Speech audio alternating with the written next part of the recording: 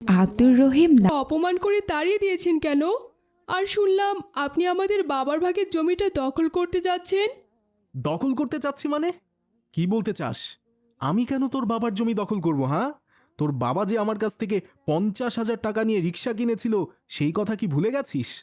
চাচা যান, এই আপনি কি বলছেন? আমার বাবা তো ঋণ করে রিক্সা কিনেছিলেন, আর মাসে মাসে কিস্তি দিয়ে সেই টাকা পরিশোধ করেছেন। হুম, তোদের ওসব গল্প শুনিয়েছে। কোনো কিস্তির টাকা পরিশোধ করেনি। হ্যাঁ, আমার থেকে টাকা ধার নিয়ে রিক্সা কিনেছিল। আমি যতবারই টাকা চেয়েছি আমাকে বলেছে আজ ভাড়া পাইনি, টাকা নেই, এইটা সেটা বলে কাটিয়ে দিয়েছে। নিজে তো মরে বেঁচে গেছে, এখন আমার টাকা কে দিবে শুনি? হ্যাঁ, ওই জমির মূল্য তো 20,000। এই টাকা নিয়ে তোমরা কিছু খাবার কিনে খাবে, আর বাকি টাকা দিয়ে জমিতে ফসল ফলাবে। আশা করি আস্তে আস্তে তোমরা আবারও ঘুরে দাঁড়াতে পারবে। আমরা তাহলে এখন আসি মাহাদি, ভালো থাকো তোমরা। ঠিক আছে চাচা যান, আসসালামু আলাইকুম। ওয়ালাইকুম আসসালাম। নিন্দতায় মেঘমালা আকাশে উড়ে উড়ে যায় পর্বত চূড়া। একে আম্মি জান, তুমি খাবার না খেয়ে এভাবে ঘুরে বেড়াচ্ছ কেন? ফাতেমা, আমি ঘুরে বেড়াচ্ছি না, তোমাদের জন্য আরও কিছু খাবার নিয়ে আসলাম। আর আমি খাবো না, তোমরা খাও। কে বলছো আম্মি জান? খাবে না কেন? মা ফাতেমা, আমি রোজা রেখেছি, এর জন্যই খাবো না। তোমরা খেয়ে নাও মা। আম্মি জান, এখন আবার কিসের রোজা? এখন তো শাবান মাস চলছে, রমজান মাস আসতে তো আরো বেশ কয়েকদিন দেরি আছে।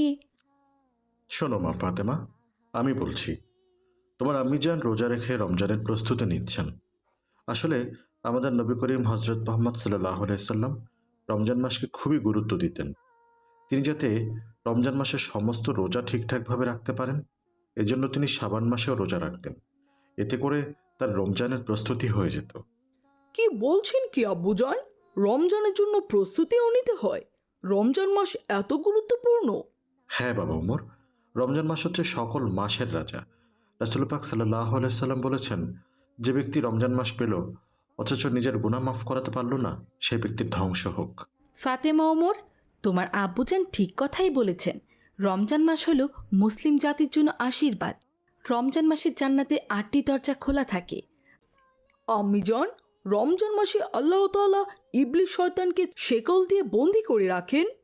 হ্যাঁ বাবা ওমর, শুধু ইবলিশকে বন্দী করাই নয়, রমজান মাসে ইবাদত করলে অন্য মাসের তুলনায় 70 গুণ বেশি সোয়াব পাওয়া যায়।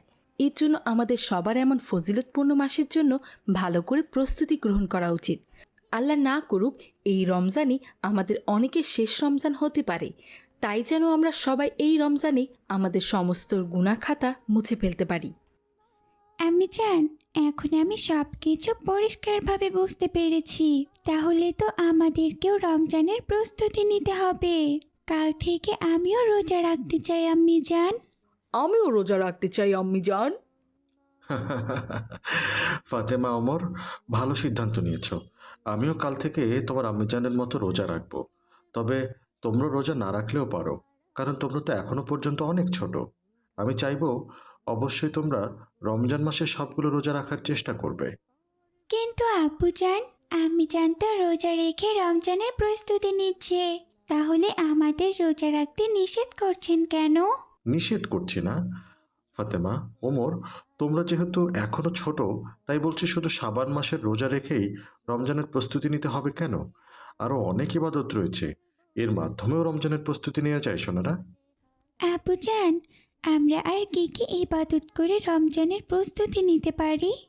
শোনো ফাতেমা ওমর, এই যে তোমার আম্মিজান বলল রমজান মাসে যে কোনো ইবাদত অন্য মাসের তুলনায় 70 গুণ বেশি সওয়াব পাওয়া যায়, তাই তোমরা রমজান মাসে বেশি বেশি হাদিসের বই পড়তে পারো, কোরআন তেলাওয়াত করতে পারো, ফরজ সালাত আদায় করতে তো হবেই, আর এর সাথে বেশি বেশি নফল সালাতও আদায় করতে পারো।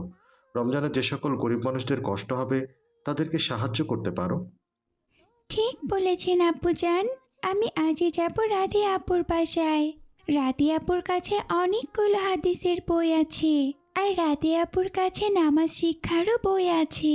আমি হাদিসের বই পড়বো, আর সাথে নামাজ শিক্ষার বই পড়ে নামাজের সকল খুঁটিনাটির নিয়ম শিখে নিব। যাতে রমজান মাসে আমার ইবাদত করতে কোনো সমস্যা না হয়। আমি রমজান মাসে সকল ইবাদতে 70 গুণ বেশি সওয়াব নিতে চাই। এই তো মা ফাতেমা, তুমি বুঝে গিয়েছো, কিন্তু বাবা ওমর, তুমি কিভাবে রমজানের প্রস্তুতি নেবে? আব্বুজান, আমি তো স্কুলে পড়ি, এর জন্য শুদ্ধভাবে কোরআন তেলাওয়াত করতে পারি না। তাই আমি সিদ্ধান্ত নিয়েছি শাবান মাসের এই কয়দিনে আম্মিজানের কাছে কোরআন তেলাওয়াত আমি আরও ভালো করে শিখে নেব। আমার কোরআন শরীফটা তো মাহাতি নিয়ে গেছে, আমি আজই ওর বাসা থেকে কোরআন শরীফ নিয়ে আসব। আচ্ছা ঠিক আছে আমার সোনার ছেলেরা, তোমরা তাহলে সবাই রমজান মাসের প্রস্তুতি নিও। আমাকে অফিসে যেতে হচ্ছে, আমি তাহলে গেলাম। আল্লাহ হাফেজ। আচ্ছা ঠিক আছে আপুজান। আসসালামু আলাইকুম ও রহমতুল্লাহ। বিহনে যায় আসব। আসসালামু আলাইকুম সাবিনা, কেমন আছো? ওয়ালাইকুম আসসালাম ফাতেমা। আলহামদুলিল্লাহ, আল্লাহ তাআলা অনেক ভালো রেখেছেন। তুমি কেমন আছো ফাতেমা? আলহামদুলিল্লাহ, আল্লাহ তাআলা আমাকেও অনেক ভালো রেখেছেন। তা ফাতেমা, আর একটু পরেই তো সন্ধ্যা হয়ে যাবে, এই সময় তুমি কোথায় যাচ্ছ? সাবিনা, আমি যাচ্ছি রাধে আপুদের বাসায়। তুমি তো জানোই রাধে আপুর বাসায় অনেকগুলো হাদিসের বই আছেন। আমি ওই বইগুলোই আনতে চাচ্ছিলাম। তুমি যাবে আমার সাথে? আরে কি বলছো ফাতেমা, তুমি তো নামাজ পড়তে জানো, তাহলে নামাজ শিক্ষার বই দিয়ে কি করবে? সাবিনা, তুমি জানো না আর কিছুদিন পরে রমজান মাস চলে আসছে।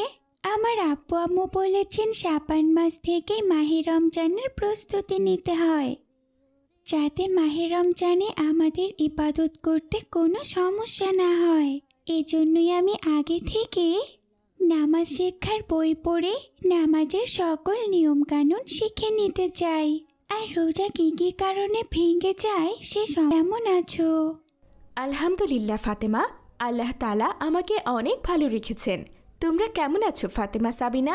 আলহামদুলিল্লাহ রাধে আপু, আল্লাহ তাআলা আমাদের দুজনকেই অনেক ভালো রেখেছেন। তা ফাতেমা, সাবিনা, হঠাৎ করে তোমরা আমার বাড়িতে কি মনে করে এসেছো? রাধে আপু, তুমি তো জানোই আর কিছুদিন পরে রমজান মাস শুরু।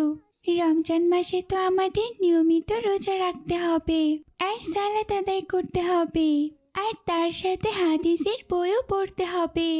হ্যাঁ ফাতেমা, তুমি এসব কি করে জানলে? রাধে আপু, আমার আব্বু আম্মু